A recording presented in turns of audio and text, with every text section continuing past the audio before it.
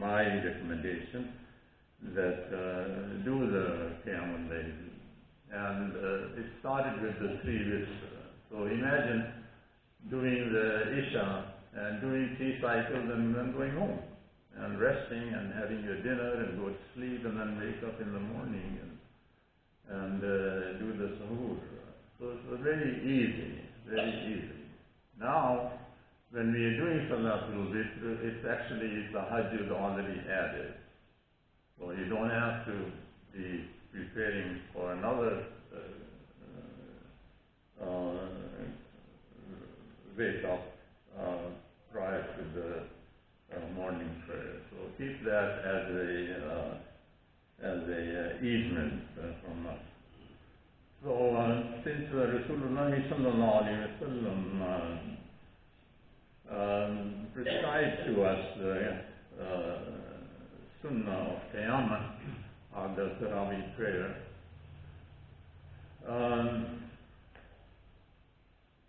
in Surah Bani Israel, since we decided to do the whole Quran in the month of Ramadan, finish it in 30 days, this is not a prescription, but nevertheless, since Rasulullah sallallahu alaihi wasallam prescribed the tahajjud and the recitation of the Quran, Allah subhanahu wa ta'ala says in Surah Bani Israel, Surah Al-Isra, إِنَّ هَذَا الْقُرْآنَ يَهْدِي لِلَّتِي هِيَ أَقْوَمُ وَبَشِّرِ الْمُؤْمِنِينَ الَّذِينَ يَعْمَلُونَ الصَّالِحَاتِ أَنَّ لَهُمْ أَجْرًا حَسَنًا. So, attending Salat al-Tarawih at night and waking hours of the night, Allah subhanahu wa ta'ala says that listening to the Holy Quran and understanding its message will make you will make you outstanding. So it's extremely important then that when we come for the Salat al-Tarawih, then how would we become aqwam, to be in a profound, honorable status, unless we know what's being prescribed for us. So we come in unprepared, and the Imam is reciting the Holy Quran, and we just listen to the words and walk away. So how would this make us, Allah subhanahu wa ta'ala saying, لِلَّتِي هِيَ أَقْوَمُ, that He would make you stand tall compared to the rest of the community. But unfortunately, that is not happening. That's not happening. That's why in our morals, in our day-to-day conduct, if we look at the rating of our countries, unfortunately, in the akhlaqiyat and in the dealings, we are poorest of the poor. Whereas, remember the story of Umar and the girl instructing her mother that Allah subhanahu wa ta'ala is watching. So imagine if we were to study the Quran and understand its rules and regulations and apply it in our life, how outstanding we would be. To give you a story, I have put this picture here also at the doors. There is a story behind this seahorse. We as human beings, Allah subhanahu wa ta'ala says in the Holy Quran, وَلَقَدْ خَلَقْنَاكُمْ فِي أَحْسَنِ تَقْوِيمٍ, that if you were to look at yourself in the mirror and imagine your Creator, how He made you outstanding in your features, in your looks, in your upright status, that you are the only creation that can stand on 2 feet and walk around. If you look at the animal kingdom, there is nothing like that. There is nothing like that except the seahorse here that I put the picture is always vertical, standing upright. And the reason I selected this picture is that this is the only animal in the whole animal kingdom that stands upright and tall. Even though swimming in the water, you have to be flat. Remember the swimmers, how they go? They're flat. You cannot be swimming in an upright position, you'll drown immediately. So, animals on the surface and the animals within the sea, they all walk on their toes. And this is the distinguishing factor that Allah subhanahu wa ta'ala has given us. We were looking at our children when they were born to see which school should they go to when they were 5, 6 years old. We lived in Aurora, and I was searching. There were no mosques. Our house was the first mosque in Aurora, Illinois. And Yasmin, my teacher, my wife was the first teacher in Islamic Foundation, and they were just renting the basement of a school. And then we started doing the schooling at our home, and our children used to teach the students too. But nevertheless, coming back to the story, when we were looking at the different schools, we were told that we should go in Downers Grove from Aurora to Downers Grove and looked at a school called Avery Coonley School. So we went there and we talked to them, and right at the door of the school was this picture, this seahorse. So I asked them, why did they select this insignia for their school? They said this is the animal that is upright. And to illustrate to our students, when we make them join our school, we want them to be upright, to be most honorable, to be with very high discipline and very high standards of conduct. And so we were surprised. Wow, this is amazing that they have that kind of standards. And the other thing was, they said we would not be teaching any religious denominations. That is your own job, that you can, if you want to make them Christians or Jews or whatever, you do it at home. Over here, we would keep it separate. And that was very attractive for us as parents.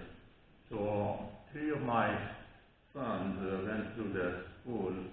It was up to 8th grade, and afterwards when they were admitted in Mormon Military Academy, where they had to study Bible because the Bible subjects were very important. I was very reluctant initially, but then I talked to Ahmed Fakr, who was our religious leader here. He said, with your religious background at home, there should be no problem. So would you believe that my 3 boys, when they finished the Mormon Military Academy, they would top in the subject of Bible. Their name was in the honors listing, and they were the first Muslims to be admitted in a Christian institution. So it is extremely important that to understand this verse, إِنَّ هَذَا الْقُرْآنَ يَهْدِي لِلَّتِي هِيَ أَقْوَمُ وَبَشِّرِ الْمُؤْمِنِينَ الَّذِينَ يَعْمَلُونَ الصَّالِحَاتِ أَنَّ لَهُمْ أَجْرًا حَسَنًا. And that if you improve your conduct and improve in your dealings with each other, keep really high standards of morals, and then Allah subhanahu wa ta'ala will give us the reward for being upright. So please, the message of today's khutbah is that Allah subhanahu wa ta'ala gave us the ahsan al-taqweem. He gave us the best religion. He gave us the last prophet. He gave us the the tenets of Islam which are easy to practice, inshallah ta'ala. And Aisha radiallahu anha, as Rasulullah sallallahu alayhi wa sallam's wife, she said, they asked about Rasulullah sallallahu alayhi wa sallam's character and his overall being as a person, and she said he was walking Quran. So please, let's, when we come for Salat Tarawih, understand, ask the Imam to see where did he recite from, or what are the message to be taken home, so that he could apply inshallah ta'ala full calling.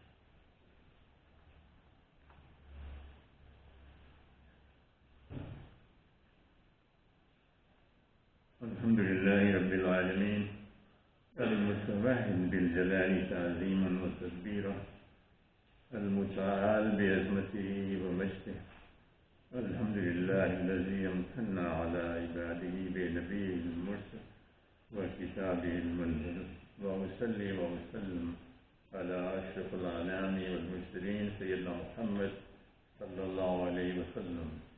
الحمد لله الذي جل نهار رمضان بالصيام وجل لياله بالقيام. We have two announcements before I go to the dua, because otherwise it will be too short.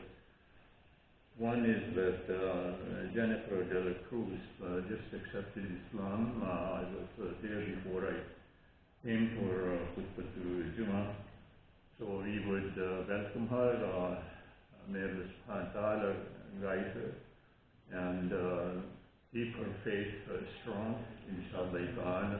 And also may Allah subhanahu wa ta'ala make her family, for her to be the role model for them, so that they also come in the fold of Islam, because this is the true religion, inshallah ta'ala. The second one is about the Gaza situation in Naperville, United. We have the poster outside for you to look at it. It's for announcement for ceasefire in Gaza. And there will be March 16th at 12:30. It doesn't say if it would be just sitting, gathering, or would there be a parade too? Yeah, it doesn't say that. But anyway, study this pamphlet, inshallah ta'ala. And if you have time, if you may attend. So we'll come to the dua. اللهم إنا نسألك في هذه الشهر رمضان خير رمضان وخير القدر ونعوذ بك من يوم الحشر. اللهم اكتبنا من المحسنين من المتقين من الراشدين. اللهم لا تحرمنا منا أجرهما. ربنا ما خلقت هذا باطلا سبحانك وقنا عذاب النار. ربنا إنك عفو تحب العفو فاعف عنا يا كريم. اللهم آت نفوسنا تقواها وزكاها أنت خير من زكاها وأنت وليها ومولاها. اللهم إني أعوذ بك من علم لا ينفع ومن قلب لا يخشى ومن نفس لا تشبع ومن دعوة لا يستجاب له. اللهم اقسم لنا من خشيتك ما تهون به بيننا وبين معاصيك ومن طاعتك ما تبلغنا به جنتك ومن اليقين ما تهون به علينا مصائب الدنيا ومتعنا بأسمائنا وأبصارنا وقوتنا ما أحييتنا واجعل كل وارث منا واجعل ثأرنا على من ظلمنا وانصرنا على من عادانا